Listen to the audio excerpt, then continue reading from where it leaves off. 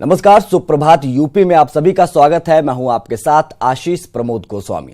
CM Yogi Adityanath Gorakhpur के 3 दिवसीय दौरे पर हैं। आज वो गोरखपुर में सुबह 9:30 बजे से 10:15 बजे तक तारामंडल में उत्तर प्रदेश कौशल विकास केंद्र के कार्यक्रम में शामिल होंगे।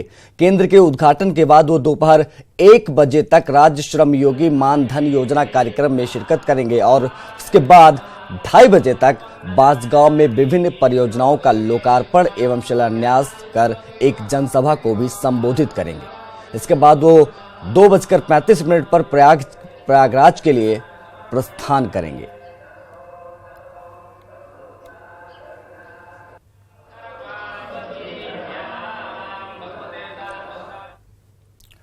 उधर गोरखपुर में कल सीएम योगी ने चरगांव स्थित आईटीआई कॉलेज में ICICI academy for skill career centre का उद्घाटन किया, जहां युवाओं को व्यावसायिक प्रशिक्षण दिया जाएगा। इस एकेडमी में 320 युवाओं को निःशुल्क प्रशिक्षित किया जाएगा। लखनऊ के बाद गोरखपुर में सूबे का दूसरा सेंटर है। इस मौके पर योगी आदित्यनाथ ने बताया कि प्रधानमंत्री स्किल मिशन को लागू करने वाला यूपी अग्रणी राज्यों में से एक है। हर साल लाखों की संख्या में नौजवान केंद्रों से निकलते हैं जिनको नौकरी नहीं मिल पाती है।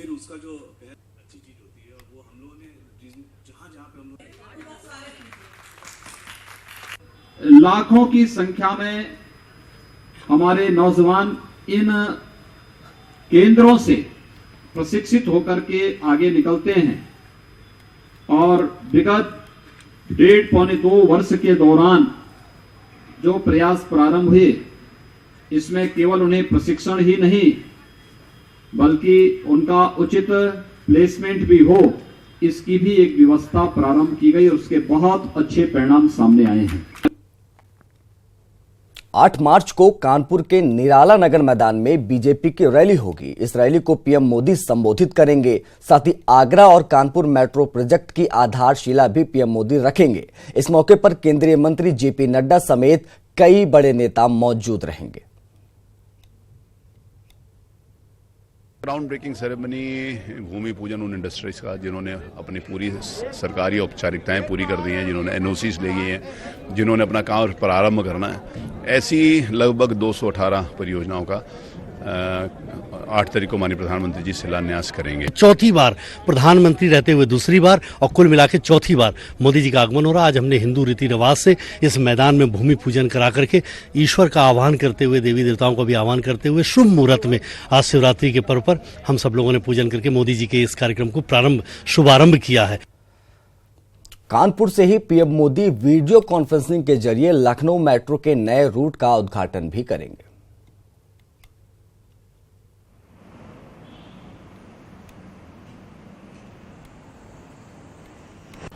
राजधानी लखनऊ में मेट्रो अब पूरी तरह बनकर तैयार है। लखनऊ के अमौसी एयरपोर्ट से मुंशी पुलिया तक 23 किलोमीटर का मेट्रो रूट अब फाइनल हो चुका है। सारे रन पूरे हो चुके हैं और जिस चीज़ का इंतज़ार था वो इंतज़ार अब ख़त्म होने जा रहा है। लखनऊ मेट्रो 8 तारीख को शुरू होने जा रही है इस रूट पर और प्रधानमंत्री नरेंद्र मोदी इसका शिलान्यास करेंगे, लोकार्पण करेंगे। आपको बता दें कि इस दौरान प्रधानमंत्री नरेंद्र मोदी कानपुर में मौजूद रहेंगे, जहां पर लखनऊ के बाद अगली मेट्रो बनना शुरू हो जाएगी। 8 तारीख को गृह मंत्री और लखनऊ से सांसद राजनाथ सिंह इसी अमौसी एयरपोर्ट पर मौजूद रहेंगे, जहां से वो इस मेट्रो को हरी झंडी दिखाएंगे। और राजनाथ सिंह के कार्यक्रम से पहले आप देख सकते हैं कि काम जो है वो बहुत तेज़ी से चल रहा है। सारी जो तैयारियां हैं वो पूरी की जा रही हैं। सारे कोई भी कमी न रह जाए उसके लिए सारे बंदोबस्त किए जा रहे हैं। और चूंकि 8 तारीख को ही अंतर्राष्ट्रीय महिला दिवस भी है, इसलिए कहा जा रहा है कि लखनऊ मेट्रो को महिलाएं ही चलाएंगी, इसकी भी तैयारियां की जा रही हैं। 23 किलोमीटर का ये रूट होगा अमौसी एयरपोर्ट से मुंशी पुलिया तक का, जिसे मात्र 42 मिनट में तय किया जाएगा। लखनऊ मेट्रो के शुरू होने के बाद लोगों को एक तरफ जाम से तो निजात मिलेगी ही मिलेगी, साथ ही साथ 23 किलोमीटर के सफ़र को आप बेहद आरामदायक तरीके से तय कर पाएंगे। यानी कि लखनऊ मेट्रो अब राजधानी लखनऊ के नवाबों के शहर में एक नया इतिहास बनने जा रही है। कैमरा पर्सन मनोज शाही के साथ मोहम्मद शबाब, न्यूज़ 18 लखनऊ।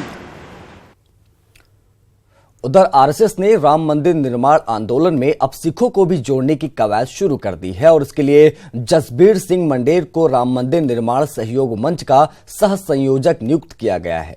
जसबीर सिंह को इंद्रेश कुमार का करीबी माना जाता है। उन्होंने कहा है कि हम राम मंदिर बनाने के लिए स्वतंत्र हैं। तो वहीं बीजेपी नेता सुनील भारद्वाज ने कहा है कि हम रातों रात मंदिर बना देंगे और सुबह सबको बता देंगे। जैसा सिखों ने स्वर्ण मंदिर 84 में इंदिरा कांग्रेस ने ढाया था, उसको 2 महीने के अंदर हमने स्वर्ण मंदिर बना दिया था। पीएम मोदी जी ने जब शपथ ली है तो वो शपथ के अंतर्गत बाध्य हैं। हम कहीं बाध्य नहीं है, ना भारत का नागरिक बाध्य है, ना यहाँ का साधु संत बाध्य है। राम के लिए भारत का, विश्व का सभी समुदाय अपना जो राम का मंदिर है उसको बनाने के लिए स्वतंत्र है। तो सुबह पता लगेगा, जैसे प्रधानमंत्री जी ने रात को स्ट्राइक कराई और हमारी देश की सेना के जवानों ने सुबह पता लगा कि पाकिस्तान के जितने बंकर थे आतंकियों के ध्वस्त कर दिए गए, ऐसी एक दिन पता लगेगा कि भगवान श्री राम का मंदिर निर्माण हो गया है। अमृतसर में हुए दर्दनाक ट्रेन हादसे से भी प्रशासन सबक सीखने को तैयार नहीं है, क्योंकि आगरा में भी ऐसी तस्वीरें सामने आई हैं जो किसी बड़े हादसे को दावत देती दिख रही हैं। दरअसल कलेक्ट्रेट से कुछ ही दूरी पर मौजूद रावली महादेव मंदिर में दर्शन के लिए श्रद्धालुओं का जमावड़ा लगा, लेकिन इस दौरान लोग बच्चों के साथ रेलवे पटरी पार करते नजर आए। न्यूज 18 के कैमरे में जो तस्वीरें कैद हुई उसमें आप देख सकते हैं कि कैसे श्रद्धालु जान जोखिम में डालकर रेलवे ट्रैक पार करते हैं और सुरक्षा में तैनात पुलिस वाले आराम फरमाते हैं। रेलवे ट्रैक के पास ही फूल मालाओं की दुकानें लगा दी गईं और प्रशासन इस ओर आंख मूंद कर बैठा है।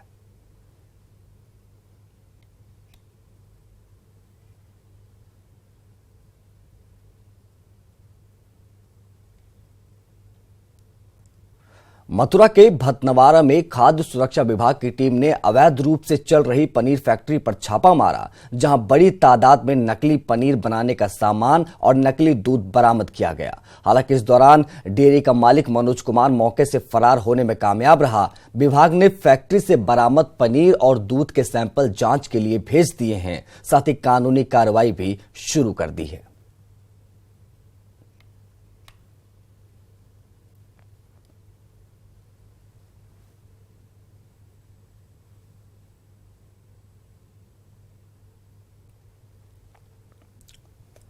उधर नोएडा पुलिस ने एटीएम बूथ में हुई लूट मामले का खुलासा कर दिया है। 19 फरवरी को सेक्टर 82 में मौजूद स्टेट बैंक ऑफ इंडिया के एटीएम में लूट की वारदात अंजाम दी गई थी।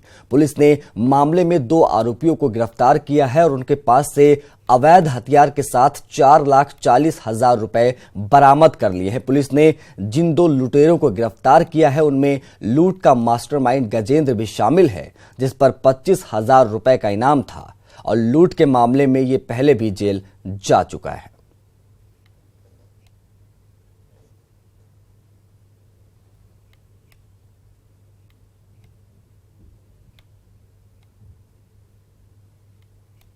एक स्टेट बैंक ऑफ इंडिया के एटीएम में कैश वैन जो पैसा डालने जा रही थी उससे पैसा लूटा गया था। उस घटना का अनावरण हुआ है। एक अभियुक्त उसमें पहले जेल जा चुका है और 19 लाख रुपए 65,000 की पहले उसमें बरामदगी हुई थी। 2 अभियुक्त आज पकड़े गए हैं, जिनसे 4,40,000 रुपए जो है वो बरामद हुए हैं और ये काफ़ी अभ्यस्त किस्म के अपराधी हैं। पहले भी इन्होंने घटनाएं की हैं। दोनों पे करीब 8 मुकदमे जो है पंजीकृत हैं। पूरे एनसीआर क्षेत्र में इन्होंने घटनाएं पूर्व में की हुई हैं। दिल्ली में भी घटना की हुई है। और एक बड़ी खबर गाजियाबाद से आ रही है, जहां न्यायिक हिरासत से एक आरोपी फरार हो गया है। जी हां, बड़ी खबर गाजियाबाद से, जहां पर चोरी के आरोप में लोनी पुलिस ने इसकी गिरफ्तारी की थी। कोर्ट में पेशी के बाद उसे ले जाया जा रहा था डासना जेल, तभी वो मौके से फरार हो गया। मसूरी थाना क्षेत्र में डासाना टोल प्लाजा के पास की पूरी घटना है, जहां न्यायिक हिरासत में होने के बावजूद कैदी फरार हो गया और पुलिस देखती रही। बड़ी खबर गाजियाबाद से। मसूरी थाना क्षेत्र में डासाना टोल प्लाजा के पास की ये घटना है, जहां न्यायिक हिरासत से ही आरोपी फरार हो गया।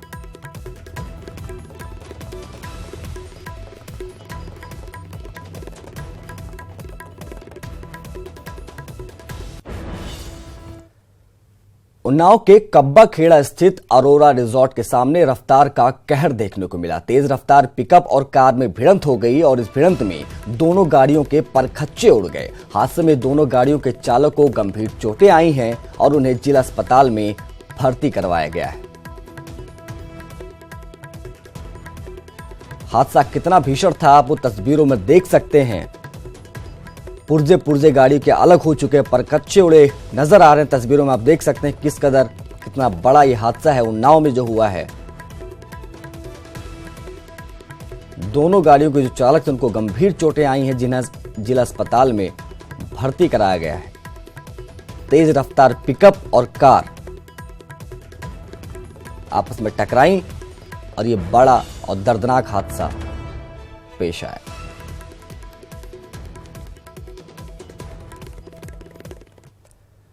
मैनपुरी की एक पुलिस चौकी में साहब नहीं थे, सो कुत्ते ने साहब की कुर्सी संभाल ली। जो वीडियो वायरल हो रहा है उसे देखकर आप भी हैरत में पड़ जाएंगे, क्योंकि यहां थानेदार की जगह एक कुत्ते ने ले रखी है। हैरान मत होइए, क्योंकि कहते हैं कुत्ता वफादार होता है। वफादारी पर भरोसा ऐसा कि साहब भी बेखबर है। अब ये मत पूछिएगा कि ये पालतू कुत्ता तो नहीं। हालांकि पुलिस चौकी में बस यही है जो मुस्तैद दिख रहा है, बाकी तो थाने में सन्नाटा पसरा हुआ। साहब चौकी से बेखबर हुए तो कुत्ते ने उनकी कुर्सी संभाल ली। वैसे कुत्तों के रग रग में वफादारी बसी होती है, इसीलिए साहब भी कुर्सी का मोह छोड़कर फरार है, क्योंकि कुर्सी छीनने का डर साहब को रहा नहीं। शायद जानते हैं कि जब थाना वीरान छोड़ देंगे तो कुर्सी की रखवाली वफादार कुत्ता कर ही लेगा। तभी तो थाने में सन्नाटा पसरा हुआ और कुत्ता साहब की टेबल पर आराम फरमा रहा। ये मामला मैनपुरी के आगरा गेट पुलिस चौकी का, जहां चौकी के अंदर ना कोई चौकीदार है, ना सिपाही और ना ही साहब है। अगर कोई है तो बस एक वफादार कुत्ता है। वहीं जब मौके पर वफादारी की तस्वीर कैमरे में कैद की जा रही थी तो कुत्ता भी चौकन्ना हो गया। देखने लगा कि साहब तो नहीं आ गए, लेकिन साहब की झलक नहीं दिखी तो कुत्ते ने भी साहब की कुर्सी की वफादारी नहीं छोड़ी। अब मान लीजिए ये यूपी पुलिस का थाना है, क्योंकि खुद से ज्यादा पुलिस थाने के मुलाजिमों को कुत्तों पर भरोसा है। ऐसे में इंसाफ की गुहार लगाने जो भी लोग थाने आते होंगे उन्हें क्या हासिल होता होगा, ये इन तस्वीरों से बिल्कुल साफ है। हालांकि ये वायरल वीडियो है और हम इसकी पुष्टि नहीं कर सकते। Bureau report, news 18। हरदोई के पिहानी कोतवाली के पिहानी कस्बे में आग की चपेट में आने से जनरल स्टोर और कपड़े की दुकान जलकर खाक हो गई। आग से लाखों रुपयों का नुकसान हुआ। लोगों ने फायर ब्रिगेड को सूचना जरूर दी, लेकिन जब तक फायर ब्रिगेड वहां पहुंचती तब तक स्थानीय लोगों ने ही किसी तरह आग पर काबू पा लिया। दुकानों में शॉर्ट सर्किट की वजह से आग लगने का अनुमान जताया जा रहा है।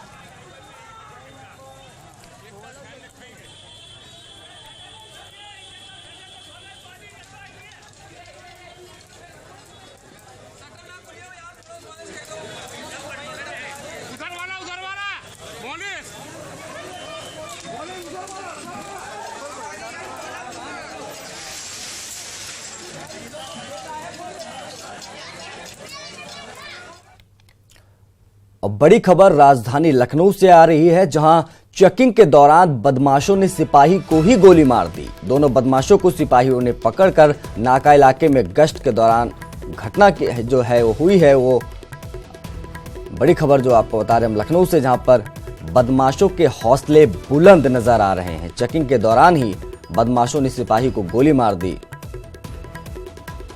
हालांकि बदमाशों को पुलिस ने पकड़ लिया। नाका इलाके में गश्त के दौरान ही घटना हुई। जब पुलिस गश्त कर रही थी, बदमाशों को रोका गया तो उन्होंने सिपाही को ही गोली मार दी।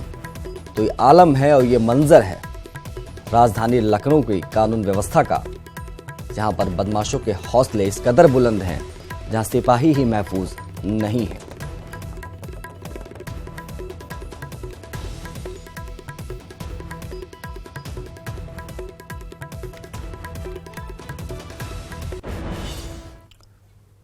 अयोध्या के श्रीराम अस्पताल में संविदा कर्मियों की वजह से स्वास्थ्य व्यवस्था चरमरा गई है। अस्पताल में संविदा पर काम कर रही nurse, lab technician, x ray technician समेत करीब 80 लोग हड़ताल पर चले गए, जिसकी वजह से यहां आने वाले मरीजों को काफी मुश्किलात का सामना करना पड़ रहा है। वहीं हड़ताल पर गए संविदा कर्मियों का कहना है कि उनकी संविदा की मियाद 31 मार्च को खत्म हो रही है और अगर उन्हें एनएचएम में समायोजित नहीं किया जाता है तो ये सब नौकरी से बाहर हो जाएंगे। ऐसे में समायोजन की मांग को लेकर ये सभी हड़ताल पर गए हैं। वहीं सीएमएस भी मान रहे हैं कि इन लोगों के पास समायोजन के अलावा कोई दूसरा विकल्प नहीं बचा है।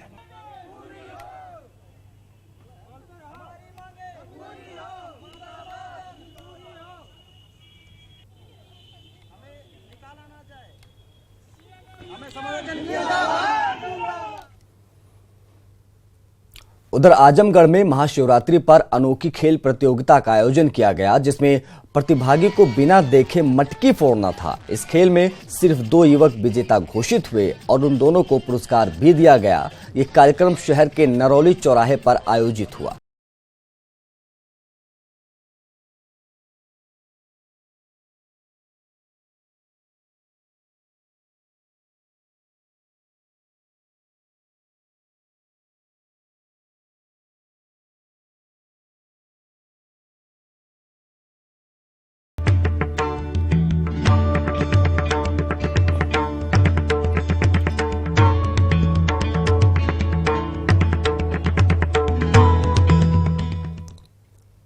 अब बात कुंभ की करते हैं। प्रयागराज कुंभ अपने समापन को पहुंच चुका है।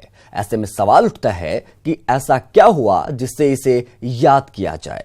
कुंभ केवल मेला, स्नान, पंडाल, आयोजन, कथा, दान और संतों के दर्शन भर नहीं रहा। ये संस्कृति, राष्ट्र, धर्म, समाज, अध्यात्म का एक पड़ाव भी बना। ये रिपोर्ट देखिए। दुनिया का सबसे बड़ा धार्मिक आयोजन, वैश्विक समागम का सबसे बड़ा संगम, आस्था और विश्वास का सबसे बड़ा मेला, शिव साधना के साथ कुंभ का समापन। हर ओर आस्था का उजियारा, चारों दिशाओं में गूंजता भक्ति का जयकारा, संगम की बहती कलकल धारा, धुनी रमाते साधु संतों से पावन होती संगम नगरी की धरा। कुछ ऐसा ही था कुंभ का दिव्य नजारा, जिसके लिए अब 6 वर्षों का इंतजार करना होगा, क्योंकि साल 2025 में अब प्रयागराज में महाकुंभ का आयोजन होगा। लेकिन 15 जनवरी से शुरू हुए प्रयागराज कुंभ मेले में धार्मिक भावना और आस्था के साथ साथ कई भव्य मानक बने। ये कुंभ मेला अनेक विश्व रिकॉर्ड बनाने के लिए भी जाना जाएगा। प्रयागराज कुंभ में सामाजिक रूढ़ियां भी टूटी। दलित जाति के एक महामंडलेश्वर बने, तो वहीं किन्नर अखाड़े को जूना अखाड़े ने अपना अंग बनाकर शाही स्नान में साथ रखा। कुंभ के इस पूरे आयोजन में करीब 2600 करोड़ का खर्च 6000 पंडालों को जमीन दी गई थी। इनमें से करीब 600 में मुफ्त खाना यानी अन्न क्षेत्र को स्थापित किया गया था। सैकड़ों पंडालों में रोजाना 3-4 लाख लोगों ने 2 समय का भोजन किया, यानी 50 दिनों में 2 से 3 करोड़ लोगों ने सरकारी राशन और संतों के योगदान से कुंभ के महामेले में महाप्रसाद पाया। प्रयाग कुंभ मेले में 10,000 स्वच्छता कर्मियों ने झाड़ू लगाकर Guinness book of world record में अपना नाम दर्ज कराया। कुंभ के दौरान प्रयागराज विश्व का एकमात्र ऐसा शहर बना जहां 503 बसों की परेड एक साथ कराई गई। इसे भी गिनीज वर्ल्ड रिकॉर्ड में शामिल किया गया।